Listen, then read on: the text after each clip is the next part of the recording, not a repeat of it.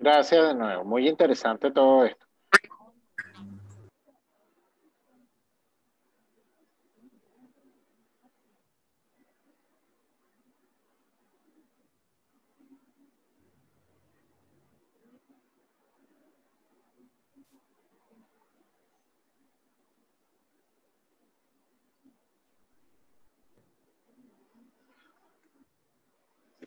Ok, como les comentaba, recientemente la Sala Plena del Tribunal Supremo de Justicia dictó la resolución número 2021-003.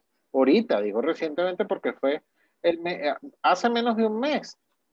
Esto fue en el 12 de mayo del 2021 y resolvió el uso de la toga judicial. Esa resolución se la envié a nuestra compañera Cristina y ella la montó en el Drive. También no sé si la enviamos por el WhatsApp y quien no la tenga y la desee, por favor me escribe y yo se la hago llegar. Entonces, existe más o menos en la práctica un rito implementado para esta importante fase, para este importante acto o acto estelar, y para tales fines todos los circuitos judiciales tienen una sala acondicionada a este efecto, donde se constituye el tribunal integrado por el juez o la jueza, el secretario, la secretaria y el alguacil. Así pues, también se sientan las partes enfrente al estrado, de izquierda a derecha en sentido de reloj. A mano izquierda se sienta la parte actora y del lado derecho se sienta a la parte demandada. Puede entrar el público que así lo desee y esta ordenación previa de las partes, de sentarlas, debe ser realizada por el alguacil del tribunal, quien es supervisado en ese momento por el secretario del tribunal. Muchas veces baja el abogado asistente del juez, no utilizaría toga, se sienta a un lado del estrado y ustedes ven una persona, un funcionario judicial allí tomando notas porque es la persona que ayuda a decidir al juez. Previamente a esta constitución del tribunal instalada las partes, sus apoderados y público en general, pues ya corresponde al alguacil a dar anuncio a la causa antes que ingresen en el juez y el secretario de la sala de audiencia, y reunidos todos, una vez ya que entra el juez, que lo fue anunciado por el ciudadano alguacil del tribunal, el juez por lo general solicita, y es decir, tiene que hacerlo, solicita al secretario o a la secretaria que informe el motivo de la audiencia oral y pública y que identifique a las partes presentes. Dispone la ley que los actos realizados en el juicio laboral venezolano se realizan de forma oral, pública y contradictoria. El legislador previó la obligación de que la misma fuese reproducida en forma audiovisual, debiendo el juez de juicio remitir junto con el expediente y en sobresellado la cinta o el medio electrónico de reproducción para el conocimiento del Tribunal Superior. Generalmente es un CD, un CD, un disco compacto donde se graba la audiencia y ustedes pueden solicitar incluso copia de esa reproducción audiovisual llevando los formatos que le pida cada circuito judicial o con el programa que estén grabando ahorita los técnicos audiovisuales en cada circuito judicial. Eso tienen que preguntarlo, porque eso es un tema de logística. Ahora bien, si no es posible la reproducción audiovisual porque se fue la luz, porque no hay cámara, porque no hay disque, porque X, por lo que sea, pues es decir, por razones excepcionales, dice el legislador, y justificadas, no se podrá cumplir con tal obligación, pero esto no es motivo para que deje de realizarse la audiencia de juicio. Y en ese sentido, el juez de juicio debe dejar constancia circunstanciada en la reproducción de la sentencia, y yo diría que también en el acta de audiencia de juicio, de tal situación. Veamos entonces esa potestad inquisitiva del juez. Ah, por cierto, les voy a subir al YouTube también un video de una audiencia de juicio que voy a tratar de recortar únicamente en lo que es el tema de la presentación de la audiencia de juicio. Esta es una audiencia de apelación, pero también funciona. Si no puedo recortarle, es muy largo, únicamente con que vean los primeros 10 minutos es suficiente. ¿Cuáles son las potestades inquisitivas del juez? ¿Cómo es esto? Una vez que se informa sobre el motivo de la causa, es decir, sobre el motivo del juicio, a las partes presentes, se declara formalmente instalada la audiencia de mérito, es decir, la audiencia de juicio que debe ser presidida personalmente por el juez que lleva este nominativo. Y este dispone de todas las facultades disciplinarias para asegurar el orden y, en el sentido de realizar la mejor celebración posible de la audiencia de juicio, de acuerdo con el artículo 152 de la Ley Orgánica Procesal del Trabajo. Asimismo, el artículo 103 dispone que las partes, esto quiere decir trabajador y empleador, pero recuerden que siempre es un trabajador, pero ahora la parte demandada puede haber representantes del patrono, puede ser el dueño de la empresa, como puede ser incluso un accionista. Se consideran juramentadas para contestar al juez de juicio las preguntas que te formule. Que si bien es por excelencia una de las manifestaciones de la potestad inquisitiva del juez, se trata también de esa humanización del proceso o un acto de realismo procesal. Y ya el legislador lo entiende juramentado, es decir, no hay necesidad de que el tribunal proceda a la juramentación de estas personas. ¿Cómo se desarrolla la rectoría del juez en el proceso laboral venezolano?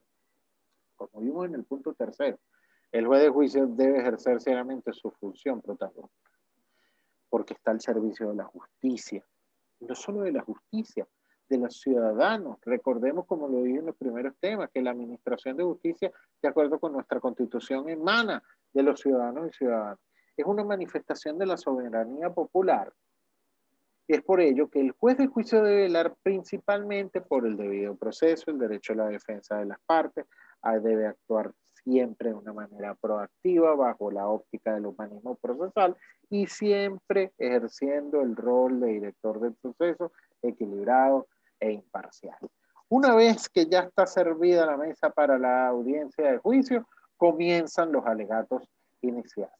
Dispone el artículo 151 de la Ley Orgánica Procesal del Trabajo venezolana que las partes deberán concurrir, las partes de sus apoderados, quienes expondrán oralmente los alegatos contenidos en la demanda y en su contestación, y no podrá admitirse ya la alegación de hechos nuevos, ni tampoco unos diferentes a los que fueron vertidos en el libelo de demanda y en su contestación. Ojo con eso. Se le otorga en la práctica un plazo o un lapso razonable de 10 minutos por lo general, para que las partes expongan oralmente sus argumentos de hecho y de derecho, los cuales, como se lo acabo de indicar, deben ser los mismos que se encuentran contenidos en los escritos de demanda y contestación. No se permite en esta etapa alegar hechos nuevos ni distintos a los que están en esos escritos. Los alegatos iniciales o el speech de apertura, como ustedes quieran decirlo, vienen a perfeccionar los argumentos de hecho y de derecho mediante una exposición oral. Se requiere que los abogados sean precisos, concisos, directos en su exposición. Esta es la oportunidad para persuadir al juez y a su contraparte y al público general, es decir, o al auditorio general, a ese auditorio universal. Usted va a persuadir, alegar mediante esta oportunidad. Es la primera oportunidad del juicio oral. Ojo, tampoco se trata de un ejercicio de oratoria y exhibición forense. Con estas alegaciones iniciales se debe argumentar jurídicamente los hechos y su encuadramiento perfecto en el derecho. De allí que esta alegación oral inicial se considera como un acto de comando ¿Por qué comando? Porque usted está diciendo cuál es la voluntad del legislador que ocurrió con los hechos previamente que usted alega y que, por supuesto, debe demostrar. Sobre el fin de la alegación, Mauro Capelletti nos dice, nos indica que su fin primario consiste en dar vida al deber del juez a decidir justa alegato. Esto quiere decir que debe determinar con fuerza vinculante cuál deberá ser la base fáctica del pronunciamiento, es decir, la base fáctica de esa sentencia, de esos hechos donde el juez va a realizar ese ejercicio del silogismo o abducción procesal para producir la sentencia. Una vez otorgados esos alegatos iniciales, se procede entonces a la evacuación de las pruebas, que de acuerdo con el artículo 152, discúlpenme, oídos los alegatos iniciales de las partes, se comenzarán a evacuar las pruebas, comenzando por las pruebas de la parte demandante, en la forma y oportunidad que determine el tribunal. En este caso yo les coloqué el ejemplo de que ya el juez de juicio lo determinó en el auto de admisión de las pruebas, pero hay otros jueces, que lo determinan en esa oportunidad de manera oral. Eso depende de la rectoría de cada quien. Eso depende de cómo se desenvuelva cada juez, pero como quiera tiene que decirlo frente a las dos partes, tiene que establecerlo allí. Muchas veces se le pide al secretario que lea cuáles son las pruebas admitidas por el tribunal para ser evacuadas y entonces el tribunal da formal lectura al auto de pruebas. Y entonces, en esta audiencia, en esta fase de la evacuación de la prueba, no se le permitirá a las partes ni la presentación de escrito, ni la lectura de escrito, salvo que se trate de alguna prueba existente en los autos a cuyo tenor deba referirse la exposición oral. Es decir, no permítame, ciudadano juez, en el folio 51 del cuaderno de recaudo número 3, yo tengo una prueba allí, donde que está firmada de puño y letra de Francisco de Miranda, donde se le pagaron las vacaciones del año 2010, y me las está reclamando, se las está reclamando. Entonces yo quiero dar lectura donde él las recibe y manifiesta su plena conformidad respecto a estos hechos. Ahí sí, solicítelo al juez para que dé lectura. Muchos abogados besados por ahí desconocen estas cosas o se olvidan. Por conveniencia, diría yo. Ok, como vimos antes, muchos tribunales en estas actuaciones iniciales indican cómo se va a realizar, otros te los dicen en su oportunidad. El secretario dirá cuáles son las pruebas que están vertidas en los autos, qué prueba de informe ya consta en autos, cuál prueba no, si hay una apelación sobre la negativa de alguna de las pruebas y cuyas resultados no constan en autos. Entonces, todo esto debe ser informado en ese momento. Claridad, transparencia, certeza procesal en este momento. Entonces, para el tema de los testigos, usted no va a meter todos los testigos en la audiencia de juicio que escuchan el debate. No, los testigos esperan en una salita que va acondicionada para eso y se van llamando poquito a poco. Declara el testigo 1, declaró, se le tomó juramento, se le hicieron las preguntas, las repreguntas, se controló el medio de prueba y luego el testigo se retira del circuito judicial.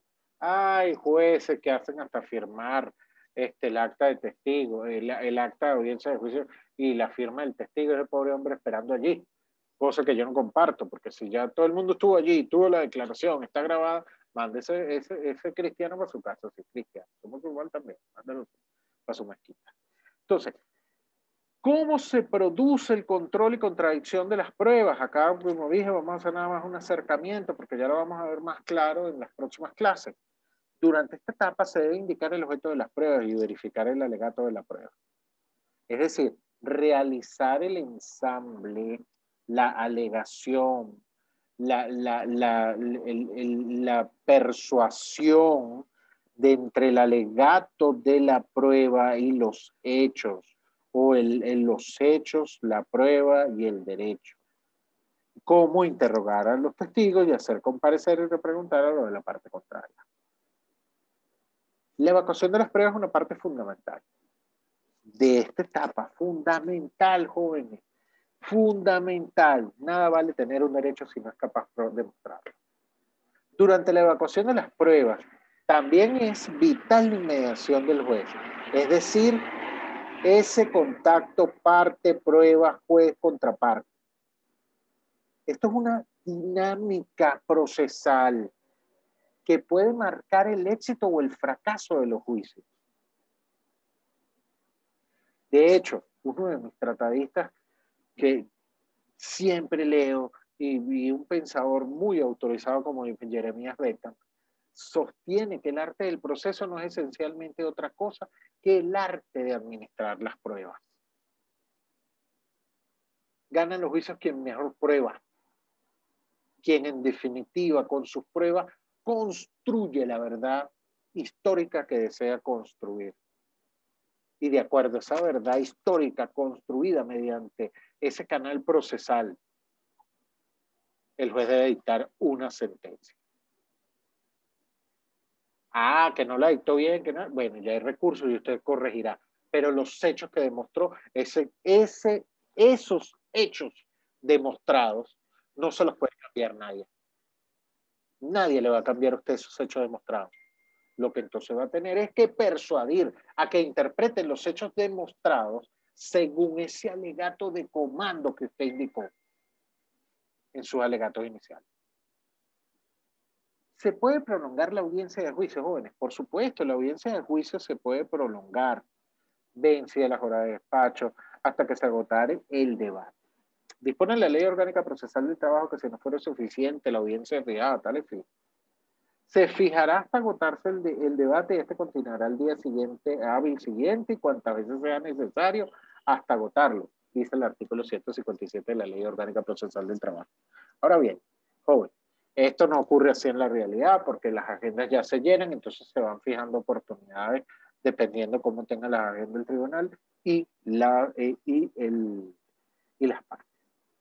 Es decir, esa nueva oportunidad para celebrar la prolongación de la audiencia de juicio, entendida morfológicamente como una sola, pues puede ser acordada entre juez y partes. Acá no existe, como en el caso de la audiencia preliminar, ese lapso de 4 meses para que culmine. Ojo, pero tampoco es que habrá 2 años una audiencia de juicio. Y bueno, se han visto casos. Oportunidad para dictar el dispositivo oral del fallo. Es decir, se evacuaron todas las pruebas, se oyeron las partes, y dieron sus alegatos iniciales.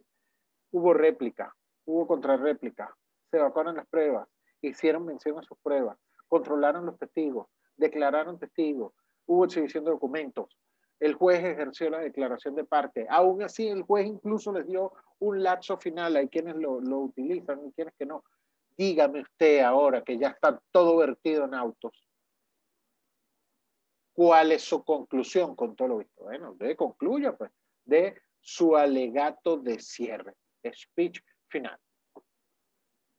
Muy bien, ya no hay más nada que hacer, salvo que el juez, ya toda la carga procesal, es decir, ese balón está en la cancha del juez y es este quien debe entonces únicamente producir el fallo de manera oral. Es lo que dice acá la lámina, que una vez evacuada la totalidad de las pruebas, declarada terminado el acto, el juez debe retirarse por un espacio no mayor de 60 minutos mientras que las partes permanecen en la sala de audiencia a los fines de decidir oralmente. Y debe volver a la sala de audiencia expresando el dispositivo oral del fallo con una síntesis clara, precisa, lacónica de los motivos de hecho y de derecho, los cuales debe reducir de inmediato en cuanto a su dispositivo en forma escrita. Hay jueces, bueno, que lo único que hacen es agarrar y leer el dispositivo y ya. Eso no debería ser. El deber ser es que por lo menos expliquen por qué llegó a esa convicción. Ese tiempo de 60 minutos a lo que se refiere la ley, a mi modo de ver, constituye un tiempo para deliberar la conclusión del fallo en lo que respecta a su forma dispositiva. La deliberación, uno de los requisitos intrínsecos de la sentencia, que se caracteriza por ser un proceso íntimo, secreto, reservado a la conciencia del juez. uno de los grandes, el padre del procesalismo de la Escuela Sistemática Procesal Italiana, Francesco Carnelutti, define ese proceso de deliberación como la soledad del decidente. Preguntaba retóricamente el maestro, ¿qué significa esta soledad para el juez? Ahora él no puede contar más que consigo mismo. Puede existir solo una pared que divida esa recámara del juez a la recámara de la audiencia o del consejo, y solamente dar ese paso para atravesar aquel umbral. Es como si el juez en ese momento entrase en otro mundo. ¿O deberá hacerlo? Pregunta. Si comprende su valor. Quiero decir que cada uno de nosotros en ese momento es como que está en una rendición de cuentas solo con su propia miseria al momento de decidir. Porque vas a decidir el destino de tus pares. Romántico, que dice Carnelutti.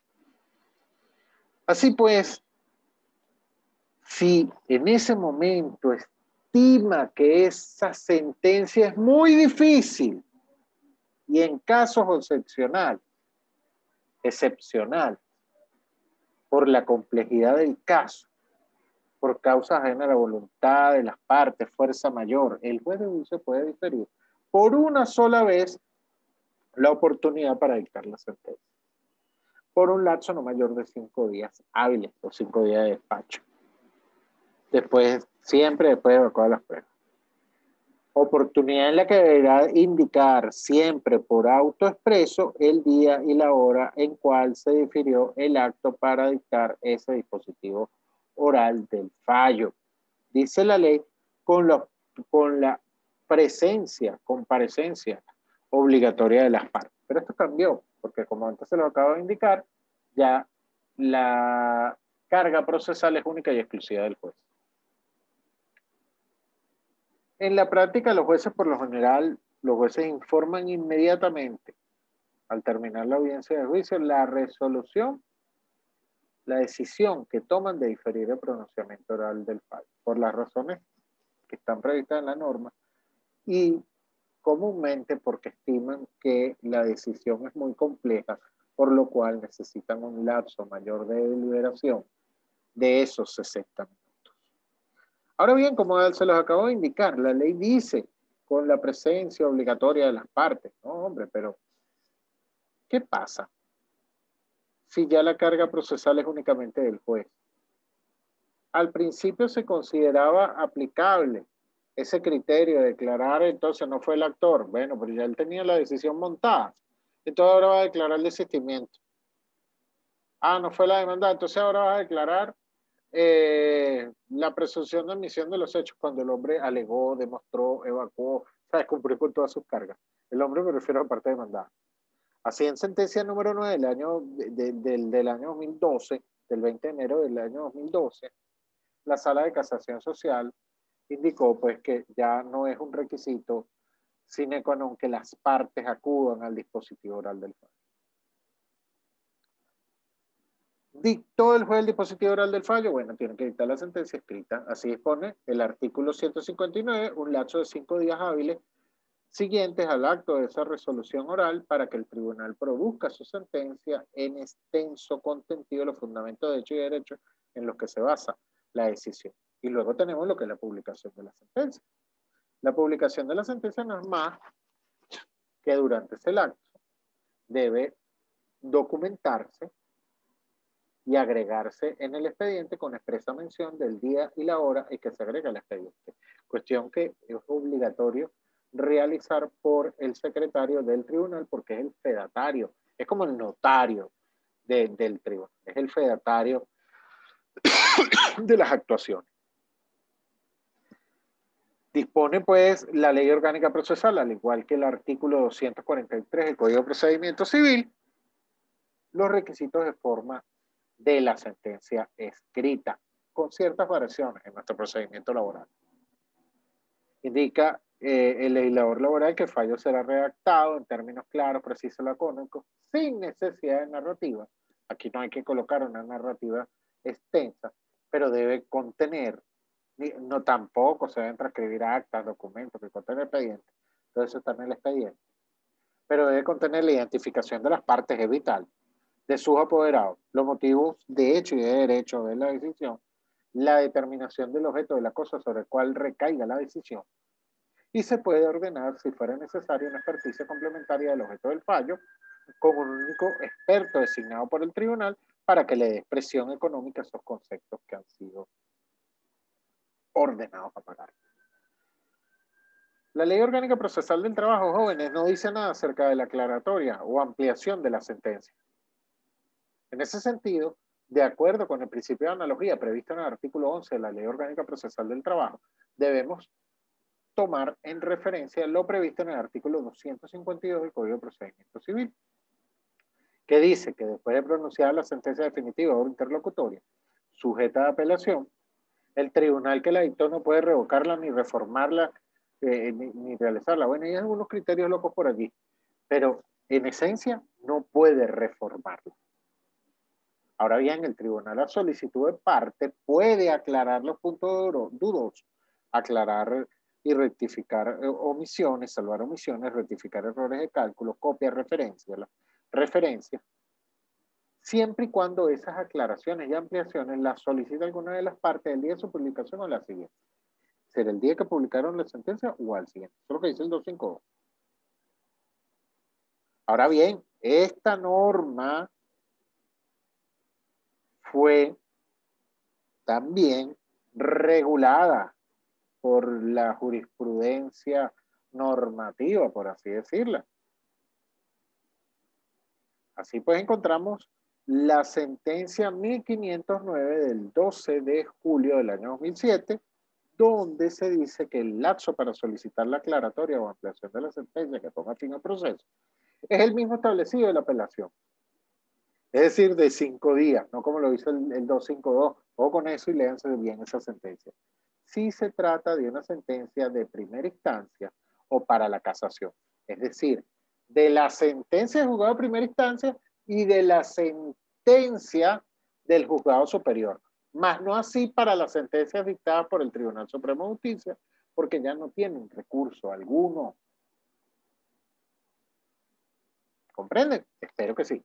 Y léanse bien esa sentencia. Ok, cabe mencionar que de acuerdo a la declaratoria de la Sala de Casación Social, el lapso para la apelación con la solicitud de aclaratoria del fallo no se suspende. Ojo con eso, pregunta de examen. Veamos entonces lo que es la nulidad de la sentencia. Dispone el artículo 160 de la Ley Orgánica Procesal del Trabajo que la sentencia será nula por faltar las determinaciones indicadas en el artículo anterior. ¿Cuál es el artículo anterior? 159. Es decir, fallo redactado en términos precisos, claros, precisos y lacónicos. Discúlpeme la velocidad, que nervioso con el tiempo.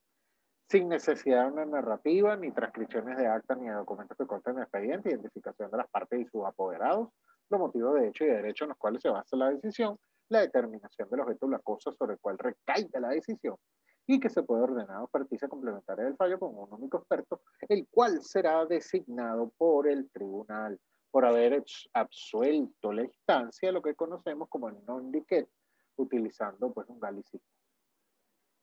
Por resultar la sentencia de modo tal contradictorio que no pueda ejecutarse o no aparezca lo que sea decidido, es decir, que hay contradicción en los motivos. El juez ordenó la jubilación y el pago, la jubilación y el recancho.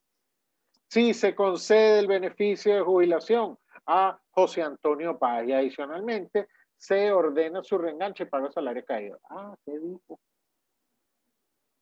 sea, no puede. Cuando sea condicional o cuando contenga ultra petita. Ojo con esto, porque existe la posibilidad del artículo 6 de la Ley Orgánica Procesal del Trabajo. No existe ultra petita en el juicio laboral cuando los elementos condenados extras se discutieron, se hablaron, se trataron por las partes. También, pues, si se otorgan beneficios no demandados siempre y cuando hayan sido discutidos por las partes. Si se niega la apelación, existe la posibilidad dentro de los 3 días siguientes, como en el caso de las pruebas, cuando se los expliqué, de recurrir de hecho, y todo se debe anunciar ante el juzgado superior y este deberá pronunciarse sumariamente de los plazos previstos en el artículo 305 del Código de Procedimiento Civil. Veamos entonces ahora el tema de la apelación. Y de una les adelanto que voy a abrir otra reunión personal para por lo menos ver el tema número 1. El procedimiento ante el Tribunal Superior. ¿Qué debemos entender por apelación? Nos dice Enrico Tulio Lidman que para entender las impugnaciones judiciales, entender a la sentencia como todo acto humano que puede ser defectuoso o equivocado. Las impugnaciones son los remedios que la ley dispone o pone a disposición de las partes para provocar por medio bien del mismo juez o del juez superior un nuevo juicio inmune del defecto del error de la sentencia anterior. La apelación en el procedimiento laboral venezolano es un recurso ordinario, que se ejerce en contra de determinadas resoluciones para la revisión por parte de un tribunal de mayor jerarquía y así obtener su modificación o revocación. Implica una revisión de la sentencia de primera instancia en función de ¿qué? Del gravamen sufrido. Costure define la apelación como un recurso ordinario conferido al litigante que afirma haber sufrido algún agravio, algún reverso por la resolución del juez inferior para reclamar de ella y obtener su revocatoria. La apelación constituye un nuevo examen de la controversia por un juez superior que en teoría es más experimentado y más autorizado que el juez de primera instancia. Volviendo a citar a Lidman, existe la probabilidad de obtener con este ejercicio pues el remedio para obtener una sentencia más justa que sea inherente al hecho mismo de una nueva sentencia que se pronunciará en vía de un nuevo control bajo un examen crítico mejor que lo hizo el anterior juicio. Así pues, de tenerlo de una manera más aumentada por el hecho de que ese nuevo juicio se lleva también por un órgano diferente, diverso, superior, compuesto generalmente por jueces seleccionados que se supone son más expertos y más autorizados. La Sala de Casación Social del Tribunal Supremo de Justicia entiende la apelación no como un medio de impugnación, sino como un medio de gravamen.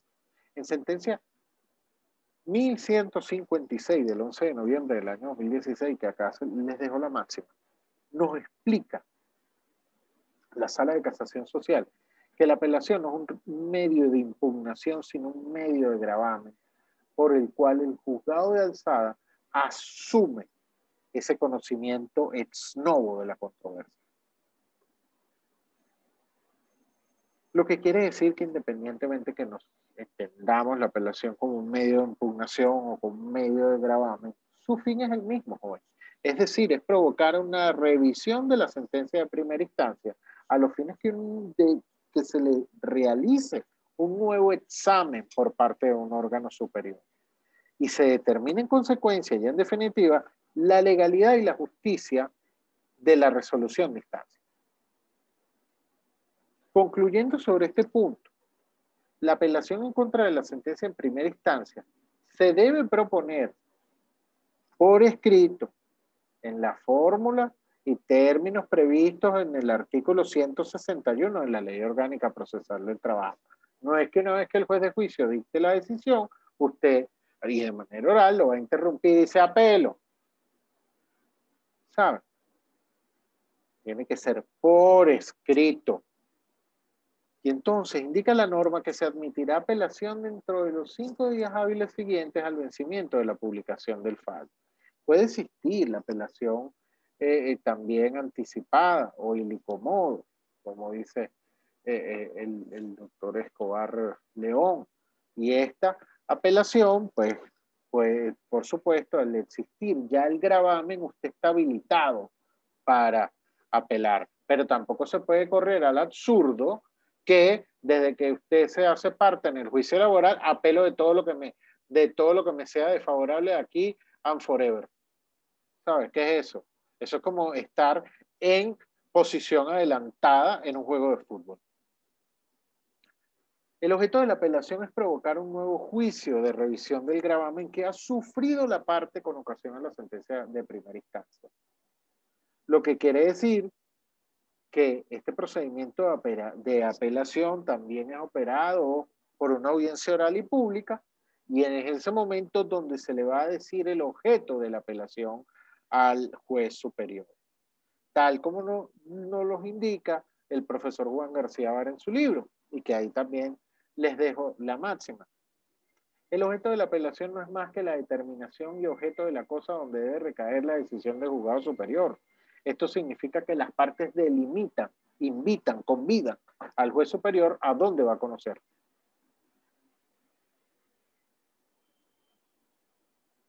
Parece que la sala de casación social le diera otro tratamiento a la apelación. Y así lo explica el profesor García Vara, citando la sentencia 26 o 2649 del 11 de diciembre del año 2007, donde indican que aquella delimitación genérica y escrita prevalece sobre el expresado oralmente, cosa que no compartimos. Debe prevalecer pues la que es expresada oralmente y determinada durante la audiencia de apelación.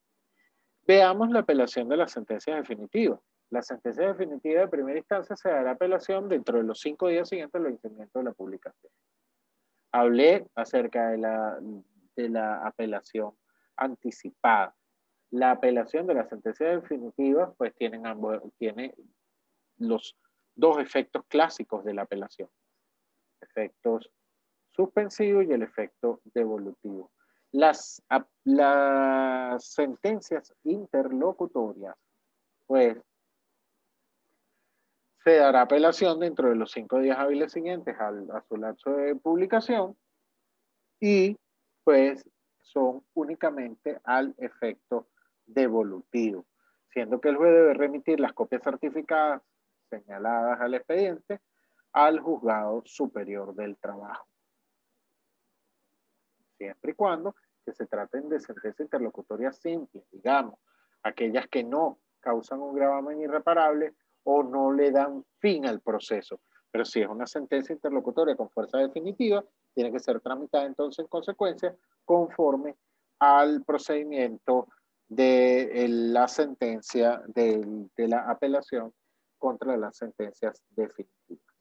Acá hablamos un poco del efecto suspensivo y devolutivo sobre el principio de la reformatio imperius y el tantum appellatum quantum devolutum, cual les sugiero que se lo lean con mucho detenimiento para que puedan entender a qué se refiere ese objeto de la apelación y hasta dónde está habilitado el juez superior a decidir, como por ejemplo en la prohibición de la reforma peyorativa, que se entiende fácilmente debido pues que constituye una prohibición de desmejora de la parte apelante.